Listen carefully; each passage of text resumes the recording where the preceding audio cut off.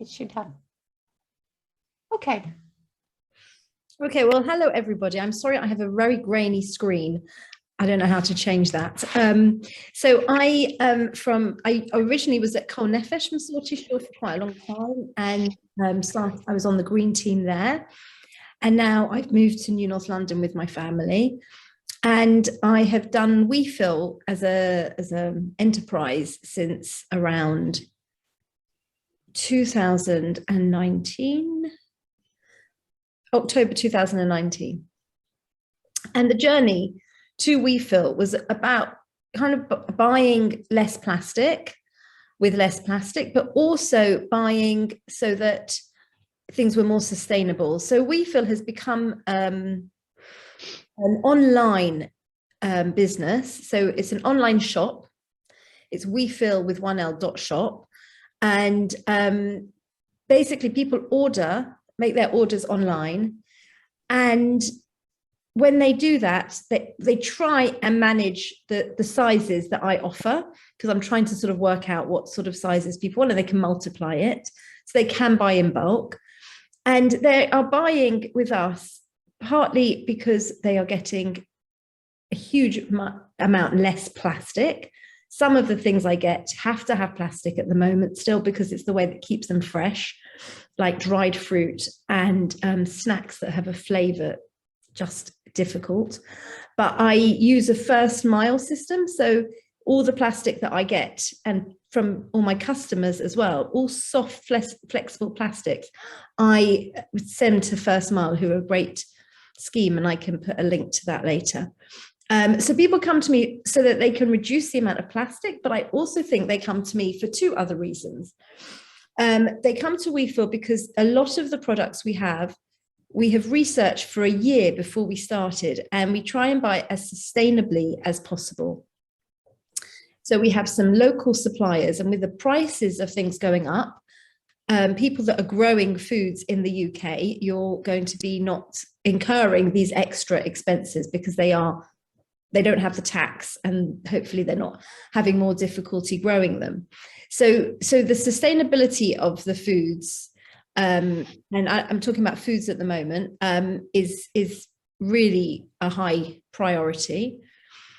The ethics of the food as well. So we are a vegan company, and that's vegan across the board. It's vegan where you don't even think about being vegan, like your coconut products, for example. Coconut products are hugely popular now.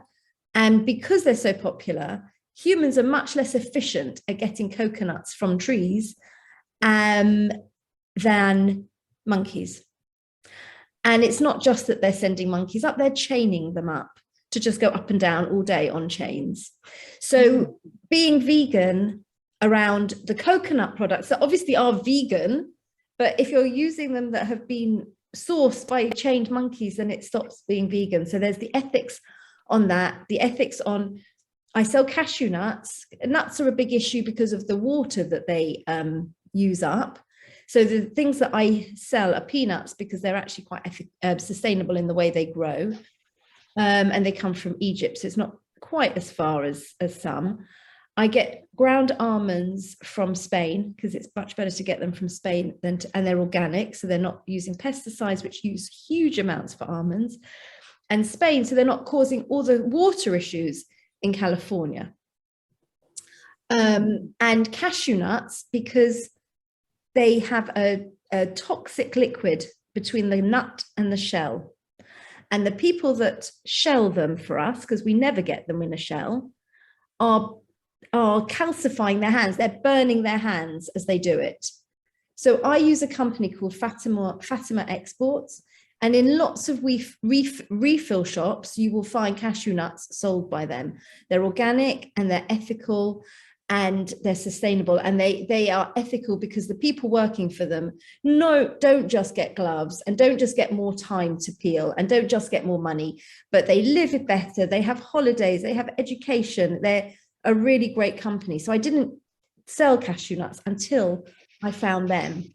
So sustainable is also, it's vegan is around lots of levels. Food is we try and make it as sustainable as possible. And what people say is that the quality of the food is so amazing. And I'm not just blowing my own trumpet. I don't grow the food. Some of the food I make, and people do say it's really good, and therefore I keep making it because it sells. But the food, the quality of the food, because it's organic, maybe because it's sustainable, because it hasn't gone through lots of processing, lots of pesticides, the flavor, the color, the size, the quality is much, much better. So I think there's those different reasons. When it comes to liquids, I think people value the liquids that we sell because they are completely toxic free. And the company that I have chosen to use is Ceci Refill, who are a family-based company in Oxford. And they describe themselves as a campaign company, or they're campaigners before they're a business. So you're getting a flavor of the sort of people that we're getting our cleaning liquids from.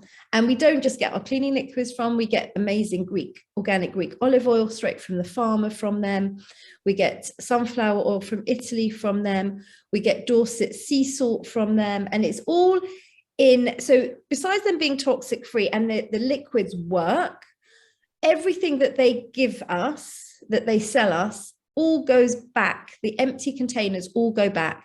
So if it's salt, if it's oil, if it's they get crisps from Just Crisps in sealed tubs, they all go back, they get washed, and then they refill them. So there's absolutely no waste, and they're really, really careful about how they're washing them, how they're looking after them. They ask us to look after them so that they don't get punctures and then they're wasted. And they're trying to work out the amount of water and fossil fuels that make up these plastic cartons is huge. So we try and never use new ones. We just keep rolling over. So I get hand soap from them as well. And I also get, because they're really methodical about their products being good, I also get a non-scented shampoo, conditioner and body wash, which has been amazing. I have a video on my Instagram with a woman saying, I want that shampoo that you sold me. It was the best I've ever used. And that's a market I do. She came back to the market a month later with her little gin bottle that she'd got out of my barrel of bottles and filled it with shampoo. So the way I try and be a closed loop system, like Ceci, the liquid company, I try and be a closed loop because I haven't bought any jars that I give people food in. They've all been from my resources, from people who've given me. And as I fill, as I go, I take people's order, their delivery to them. And in return, I'm like the old fashioned milkman. I take back all their empties. So I ask for them to be clean, but I always put them through a hot dishwasher, and I've labeled things. So I try and put the same things in. And if something's had, say, nuts or gluten, I will put them in twice in the dishwasher, because I really don't want anyone who has an allergy to have any trace of the thing that they have an allergy with. And the bottles for refilling, it can be anything. You can have anything to put a liquid in, a liquid that you're not eating, obviously, a liquid that you're cleaning with. It's a bit more, I'm more careful about, obviously, the things that people put their body wash in and shampoo and hand soap. But all of these things can have any bottles. So ketchup bottles, I just said gin bottles. Someone gave me, obviously after Christmas, a collection of all different sized gin bottles. As long as I know the capacity of what the bottle is, they can be used. And especially at the market, or if I do a pop-up here in my house, people pick a bottle and use it. Now, what I do is, because I'm exchanging bottles, I might fill liquids for people. Some people I pump at their doorstep into their own bottles, but sometimes I pump into these reused bottles and then they give me back bottles. And I label them, because Ceci give us labels, And so I always use the same bottle for the same thing. So laundry liquid always goes in the labeled laundry liquid and toilet cleaner and things like that, rinse aid. And the same thing with, you know, so it's often, strangely, when I'm thinking about it, I'm often taking the bottles of shampoo, because I decant everything from 20 litres into 5 litres so I can actually carry them and have them stored in my home. I take the 5 litres and I often normally fill people's shampoo and body wash and conditioner at their homes. But if not, I often use sparkling water bottles. I sell bottles of 750 ml sparkling water. So that's not going to have anything untoward to put your body wash in. So that's kind of how it works. It's a closed loop system, and we've used companies that are closed loop. Angelina asked me questions, and one of them was, what can we easily refill? Most things. I mean, you know, I don't sell things like tahina, but I do sell something called fava bean umami, which is it's a thicker kind of a paste, and is very good for people who are soya allergic. And it's, again, really sustainable because it's from our English company, Hodmedods. So the people that grow lots of things here are called Hodmedods, and they're in Oxford. They're not in Oxford, they're in Essex. And they have grown the fava beans, and instead of miso, or instead of soya sauce, where it's using soya, which is grown far, far away, they are making fava bean umami, which is so rich and tasty, and you just need to pour some water with it. If you want it as a soya sauce, add it to any sauce. It's delicious, and it's so sustainable. And that I can transfer into a refill, you know, into a jar, as long as I weigh it, know how much I'm doing, as long as I have a jar small enough, because these people buy small amounts of it. I make olive tapenade, I make hummus. I can refill, you know, anything can be filled into a jar, really. And liquids, loose staples are very easy. Sometimes I use a funnel if it's but I use passata bottles a lot. People really know to give me passata bottles and gherkin jars. So like the Mrs. Ellswood gherkin jars take around 500 grams of most of the things I sell. And the passata jars do too. So they're really things that people know to give me if they have them. But I also put pasta and noodles in paper bags because they're too bulky for a jar. And I actually write on each bag, please return this to be reused and refilled. Now, someone said to me the other day, but what if it's got, you know, how do you know it's not got allergens in it? But actually, I sell a pasta that's gluten-free, and I will only reuse the bag that's had gluten-free in it, but all of the others are wheat, so it doesn't really matter what I've put in the bag if it's a noodle or a pasta.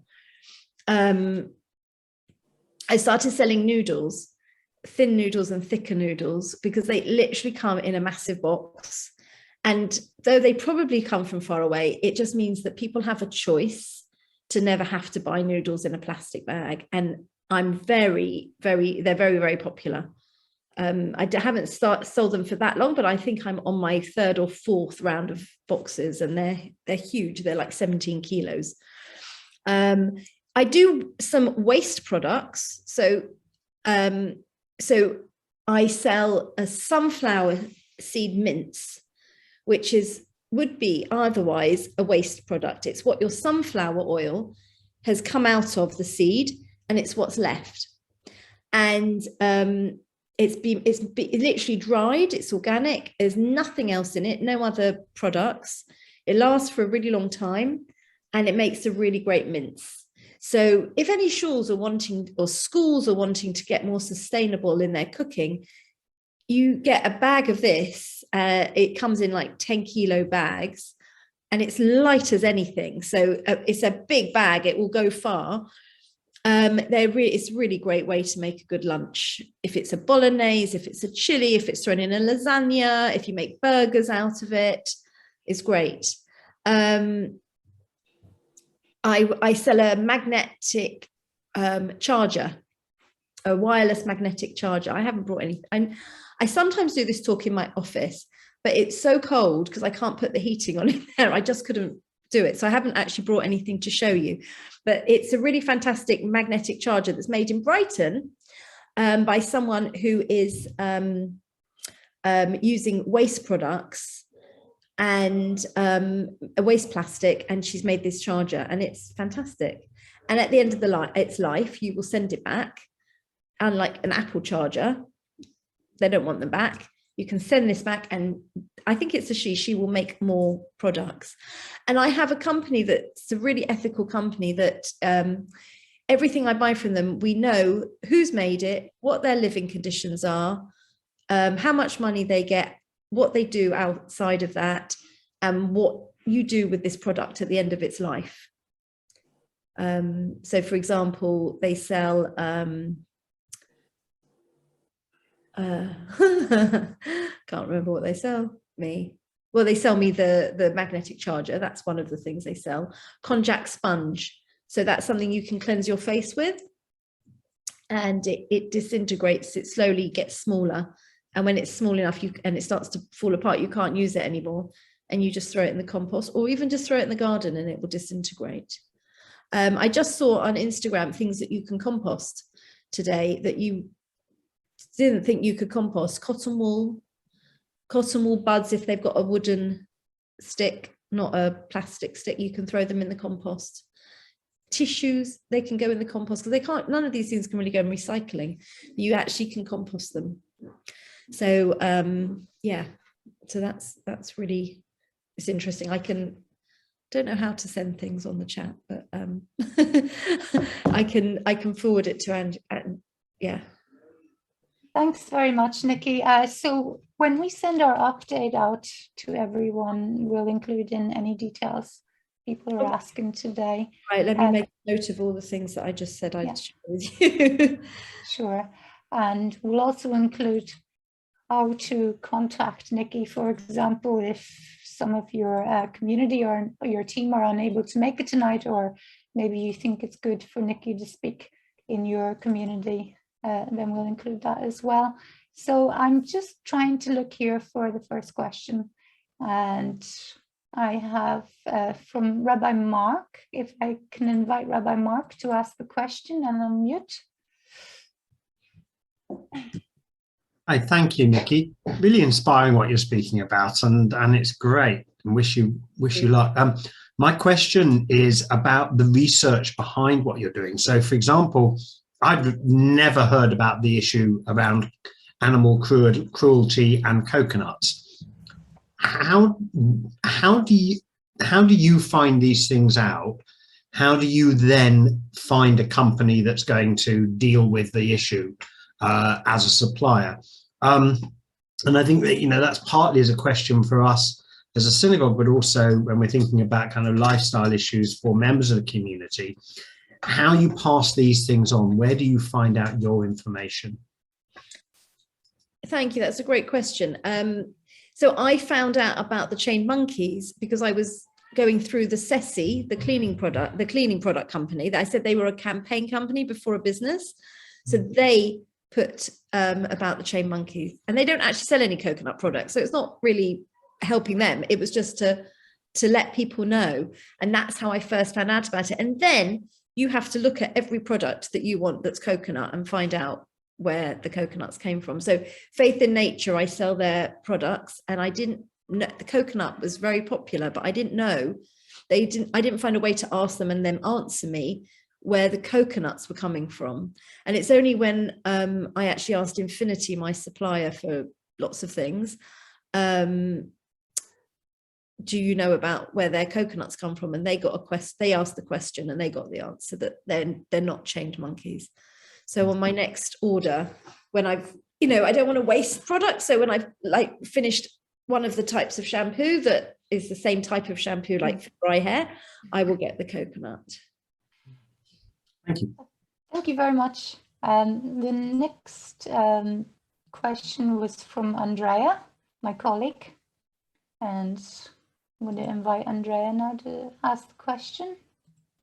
I can't remember what I said now. I think it was How would someone not local to North London? About local, and Peter actually was interested in that because he's from Nottingham. So if learning from you tonight, if people wanted to kind of like take on board some of the things that you're offering, how would they do it if they're outside North London? Well, it depends how much initiative people want to have and how much time they want to put in, because as a synagogue you could be a hub of these products and people could come to the shul and buy them, or you could have them for the shul. So, you know, you could contact Hodmedod, Ceci, and they will sell you in bulk. Infinity, they'll sell you in bulk. You have to, when I say that, you have to be a company, I think, but a shul is a company, you know, is a charity, so it would be fine. So if you're, or contact a local refill shop and ask them if you can trade with them. Do you have, would you like be able to connect people to a local refill shop that you would be, that, you know, in their area? I could look up. I don't know any particularly in Nottingham, but I could look it up. I know in Bristol, in Brighton, there's lots, and Infinity based in Brighton. You know, they're springing up all over the place. I think it's a case of people starting this process off, and once they've started, that maybe looking at your website first to see what's on offer, and then maybe contacting you for some advice, and then moving that forward. Okay, thank you. Thank you. There's a question from Deb Altman. Deb, if you want to ask the question. I think she's gone. No, I'm here. I am here. I am speaking. Can you hear me? Yeah. Yes. Yeah, good. There you are. I did have it, because we're based in Newcastle, I did have a question, the same question we just heard about people in other parts of the country. And we have connected our synagogue with local refill shops. But really, my question, Nikki, was about transport, because you mentioned going round to deliver things to people, and obviously things get delivered to you. So I wondered how you manage sustainable transport.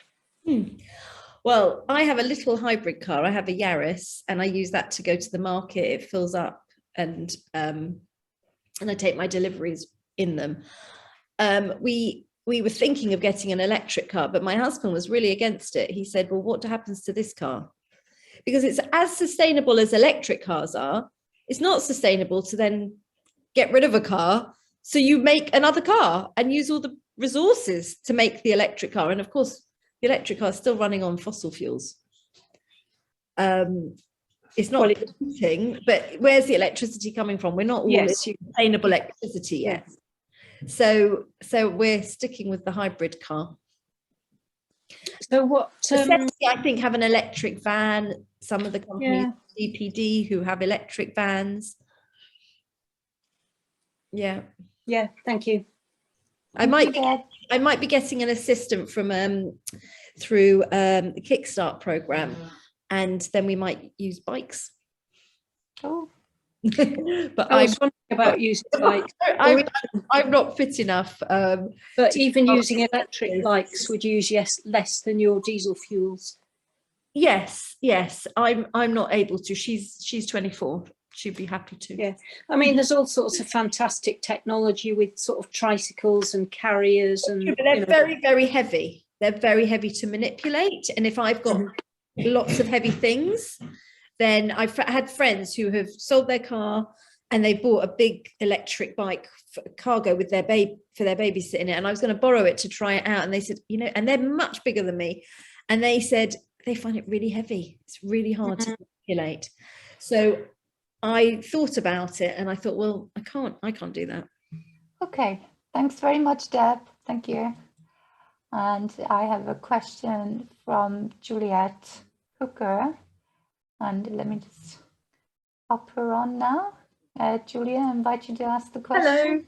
Hello, thank you. I was just wondering, I mean, it sounds absolutely incredible, your enterprise, it really does. But can you just tell me, are all your products, your foods, are they kind of recognised by the, are they kosher under the Beth Din? I don't have many that would be an issue, but things like the chocolate, the snacks that have got salt and vinegar flavor on, or smoked paprika, they're on roasted yellow split peas. There's nothing technically that is an issue. And I can't remember which vinegar it is. It's cider vinegar. They are not. I haven't gone down that route. I haven't needed to go down that route. It hasn't been it was once asked me. We did a pop-up at Norwood, and I think we were allowed to bring our chocolate in the end. And I can't remember if maybe that company has got, I haven't had to look at it for a while to, the company is Coco Loco that I get all my chocolate from, and chocolate is an issue because there's a lot of rainforests that are cut down for chocolate, for cocoa. So I asked my company where they get their cocoa from when that became known to me. And they get it from a small family company in the Dominican Republic, and most of their stuff that this family produces for local, and they're not chopping any rainforest down. And so an answer to Mark's question is, I'm constantly finding information, and I suppose I'm on Instagram and I follow all the people that would give me this kind of information all the time. Like I found out about composting, what you can put in the compost, and I think that was Sustainable Jungle. So if you want to look up Sustainable Jungle, Okay. Thank you very much. Look forward to having a look at your website. Thank you. Thank you. We have a double question, so 2 questions, and so I'm just going to ask them myself. It was about the magnetic chargers. Yeah. Who makes them, and what is the charge? From Claire Basil and Kathy Schrock. Right. Okay, if you hang on, I will. Sure. I get it from the Zero Waste Club, but they don't actually make it. Adiel, do you want to run upstairs and get one of my? No, you probably don't. Can you ask Daddy to get one of the chargers, the magnetic chargers, please? Go and ask Daddy. Where is it? It's in my office. It's high up for you. Maybe we'll come back to that, and in the meantime, I'll invite Donna Cohen to ask her question. Just Donna, you can unmute yourself. Hi. Yeah, we've been using, thank you. We've been using the service provided by First Mile for the last 2 years, and we've gone completely compostable in our shul with all our supplies for Kiddush. But apparently there's a directive that's just gone out recently by the United Synagogue promoting their Dorot program, where they're recommending that all United Synagogue shuls stop using any sort of disposables. I'm very interested to know that you actually use First Mile, and it'd be useful if you could explain to everyone how this service works.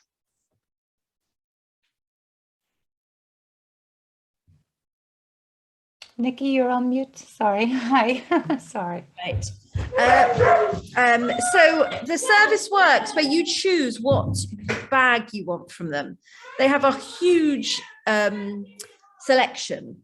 You can have cardboard, you can have hard plastic, soft plastic. I can't remember all the different types, but if you go on their website, you'll see it. It's literally First Mile. It will come up. No, I know. We actually do use them, but I think there's a misconception about what happens to compost. Yes, because I don't think, I mean, it's really helpful to share it with everybody here, that what happens, if you could explain to everybody what actually happens with the process, because a lot of people are confused between compostable and recyclable. Right. Yeah. So it's none of the stuff that I'm giving to First Mile, all the soft plastics can be composted. It's always a question about the things that look like plastic, that say they're compostable, how much they can compost in your home compost. But that's another question. So First Mile use the plastics to make the bags that they collect the plastics in. They make furniture with it and things like that. And I think they use it for some energy. They use it they use it for energy, and also to make as animal feed. So the PLA actually comes from the land and goes back to the land. So it is a circular process. And I'm not sure that people really understand this. Mm-hmm. Right, that's interesting. I didn't realize that. But they're not saying they're recycling it and then like the rest of our recycling isn't being recycled. They're doing something. Yes, it goes through a very, very high pressure process. Yeah. I mean, there is energy used, but it's green energy, and we have to use some sort of energy, you know, for everything, don't we? Yeah. So it's about minimizing. I think what my business I'm trying to do is just minimize Yes. impact we're having. Thanks very much. I think we have time for one more. Thank you, Donna. Thank you very much, and Kola Kavod for everything you're doing. It's amazing. Thank you. I think we've got room for the. Oh, do we have another question? Well, it came from Gila Cohen. She was asking, is anyone able to recommend compostable cutlery, plates and bowls? Nikki, are you? Get new one. Get ones you wash. That's what I think you should be doing. Ones you wash. Okay. And at this point, I'm going to pass over to Andrea. And I'll just spotlight her. Thank you so much, Nikki. My pleasure. Thank you for asking me. Thank you very much, Nikki. That was very interesting, and I think that your website's the place to go. And so you've got a Facebook page that's very active as well, I think, to learn more. Nikki's available for questions. If you want any questions answered, you go direct, comes to us, and we'll pass them on.